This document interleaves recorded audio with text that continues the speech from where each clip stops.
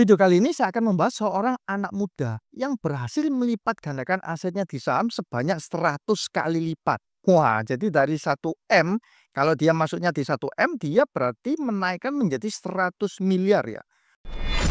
Be phenomenal every day. Wah, itu artinya cuannya 10.000%. Nah, orang ini bernama Robert Susilo yang merupakan murid dari Pak Lo Keng Hong. Namun saya bukan akan membahas biografinya beliau, tapi saya akan membahas transaksi-transaksi apa saja yang dilakukan oleh Pak Robert ini sehingga dia bisa cuan multibagger seperti itu.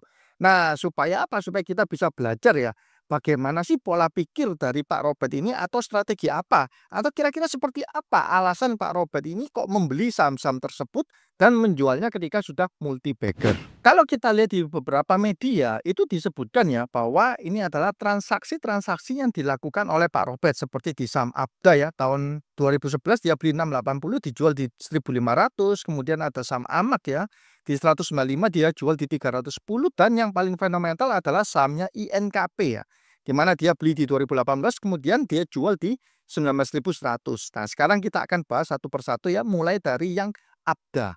Menurut berita, Pak Robert ini beli saham Abda di tahun 2011 di harga 680. Nah, coba kita cek ya di bagian chartnya Abda. Nah, teman-teman bisa lihat ya. Kalau kita tarik ya di tahun 2011 sebenarnya harga saham Abda ini masih 270-an. Tapi dia sempat naik ya tahun 2011 ini hingga 1000-an. Nah, berarti Pak Robert ini bukan membeli saham Abda ketika dia sedang paling low-nya atau awal tahun, tidak. Dia sudah membeli ketika sudah naik ya, menyentuh harga 680-an. Nah, saya juga memperhatikan kinerjanya ya, di mana Abda sendiri ini perusahaan asuransi ya, di bursa masih ada perusahaannya asuransi Binadana Arta ini. Tahun 2010 dia mencetak laba 50 M, 2011 itu mencetak laba 87,6 M. Artinya dia mengalami kenaikan sebesar 75% ya dari laba bersihnya. 2012 dia naik lagi laba bersihnya 35,36%. 2012 ini adalah momen di mana Pak Robert menjual saham Abda ya di harga 1.500. Nah, kalau kita lihat di chartnya memang sesuai ya, 2012 ini dia harganya sekitar 1.500-an dan di akhir tahun bahkan menyentuh sekitar hampir 2.000-an di akhir tahun. Nah, di situ Pak Robert ini melepas. Tapi kalau kita lihat ya di tahun 2013 ternyata laba bersih dari Abda ini masih naik 150 M, bahkan 2015 itu mencapai 268 miliar ya. Makanya saham Abda ini kalau misalkan Pak Robert ini nggak lepas ya di 1.500 ternyata sampai tembus ke 8.500. Nah, sekarang kita akan coba berpikir dari sisinya Pak Robert ya. Waktu tahun 2011 dia beli di harga 680, tentu dia tidak tahu kan tahun 2012 akan berapa laporan keuangannya atau laba bersihnya. Berarti data yang dia bisa lihat itu hanya tahun 2010 ke belakang ya, atau 2011 Q1 dan Q2. Nah, kalau kita lihat di sini 2010 Pak Robert sudah tahu, oh ternyata labanya si Abda ini 50 miliar. 2011, walaupun hanya keluar Q1 dan Q2, berarti Pak Robert sudah punya analisa yang kuat ya bahwa oh 2011 dia ini pasti akan growth. Dan ternyata memang benar. Nah, di sini kalau di tahun 2011 ya, market cap-nya si Abda dengan jumlah lembar saham 620 juta itu ada di 422 miliar kalau di harga 680 ya. Nah, dengan laba 2011 87,6 M, berarti saat itu Pak Robert beli saham Abda itu di PI-nya 4,8 kali ya. Nah, ini PI 4,8 ini memang PI yang kita bisa bilang cukup rendah. Nah, ketika dia sell di tahun 2012 ya, harga 1.960 berarti market cap-nya itu sudah naik menjadi 1,2 triliun ya. Nah, dengan laba 118 M, labanya kan naik nih 2012. Berarti dia jual ketika PI-nya sudah 10,2 kali. Nah, di saham Abda kita tahu bahwa oh ternyata Pak Robert ini beli Abda karena waktu itu PI-nya rendah dan dia yakin ya tahun 2011 ke depan kinerjanya akan growth. Kemudian di tahun 2012 ketika PI-nya sudah melambung sudah 10 kali, dia melepas. Walaupun memang ternyata dia 2015 pun labanya terus naik dan menyentuh harga 8.500-an ya. Itu case pertama untuk saham Abda. Berikutnya coba kita pelajari di saham Amak ya. Nah, di saham Amak ini dia habis jual Abda, dia itu beli Amak ya. Di tahun 2012 dia beli di 195. Kalau kita cek ya di chartnya AMAK, sorry yang di sini AMAK. AMAK di tahun 2012, nah ini ya berarti dia beli ketika saat ini. Nah, ini saya coba spillkan di sini. Nah, di 2012 ini sekitar 195-an. Nah, di sini kemudian saat itu di tahun 2012 ini, 2011 tuh profitnya 95,4 M. 2012 profitnya itu naik juga 147 M, 2013 juga naik 150 M, dan dia jual di 2015 itu profitnya 193 miliar ya. Nah, sama ternyata ciri-cirinya dia akan membeli perusahaan yang net profitnya setiap tahun itu meningkat ya. 2012 kalau kita lihat valuasinya berapa sih Pak Robert ini beli sahamnya si AMAK dengan harga 195, shares-nya itu 5 miliar lembar, berarti market cap dari si AMAK ini adalah 975 miliar ya. Atau kalau di labanya 147 M berarti dia beli ketika PI-nya itu 6,62 kali. Kalau tadi si Abda itu PI-nya sekitar 4,9 ya kita bulatkan 5 lah ya. Berarti Pak Robert ini menganggap PI 5 atau PI 6 itu sudah menurut dia itu cukup murah ya untuk diakumulasi atau dibeli. Dia jual tahun 2015 di mana harganya 310 ya. Ini memang tidak multi bagger ya. Dia untung tapi tidak sampai multi bagger. Market cap-nya saat itu sudah 1,55 triliun ya. Nah, artinya sudah mengalami kenaikan dengan laba 193 M, berarti PI-nya dia jual di 8 kali. Nah, ini PI-nya dia jual tidak terlalu tinggi ya dibandingkan si Abda yang dia jual 10 kali. Nah, di sini kita lihat bahwa kunci yang pertama itu Pak Robert itu beli saham itu yang profitnya growth terus. Kemudian yang kedua, PI-nya dia beli itu selalu yang rendah, 5 atau 6 kali. Dan ketika harga sahamnya sudah naik, PI-nya sudah naik, baru dia jual ya. Mungkin di saham AMAK ini Pak Robert sudah tahu bahwa kinerjanya ini kok kenaikannya kurang ya. Mungkin dia sudah mempelajari secara kualitatifnya sehingga dia merasa bahwa wah ini kinerjanya kenaikannya tidak bisa terlalu tinggi. Jadi dia memutuskan untuk menjual walaupun tidak terlalu banyak ya persentase secara keuntungannya. Dan kalau kita lihat sekarang kalau di 2015 kan dia profitnya 193 M ya si AMAK ini. Bahkan di tahun 2018 dia malah turun ya. Nah, di sini berarti Pak Robert sudah memperkirakan, wah 2015 dia sudah 190 M ini, ke depannya ini mungkin dia tahu sesuatu hal yang membuat bahwa kinerjanya ini akan turun. Memang betul, ternyata 2018, 2019 kinerjanya juga tidak sebaik waktu 2015 ya.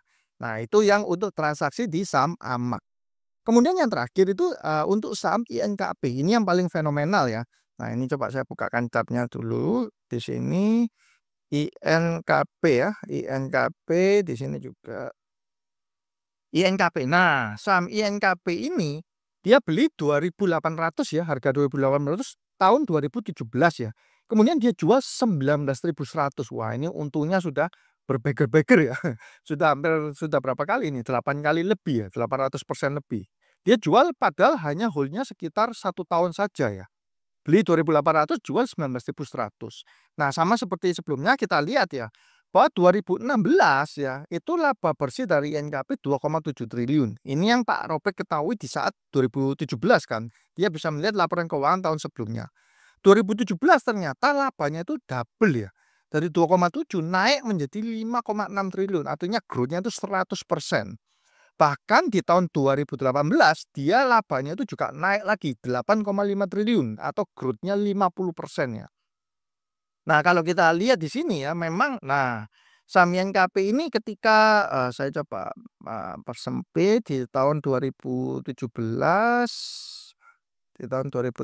ya di sini. Nah, 2017 Pak Robert ini kan beli 2.800, berarti sekitar ini bukan di titik terendahnya ya, titik terendahnya bahkan berapa ini?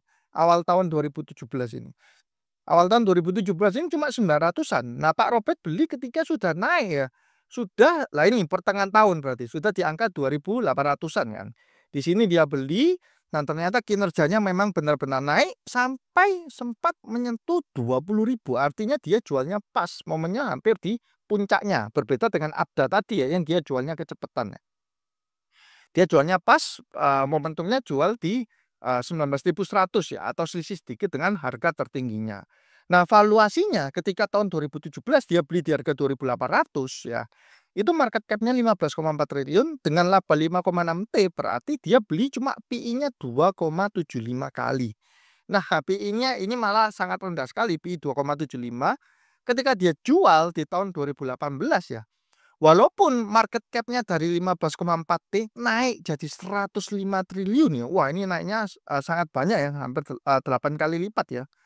Ternyata PI-nya pun itu naiknya juga tidak sampai 8 kali lipat dari 2,75, tapi menjadi 12,41. Kenapa? Karena labanya juga naik, makanya PI-nya naiknya tidak sebesar kenaikan dari si market cap-nya.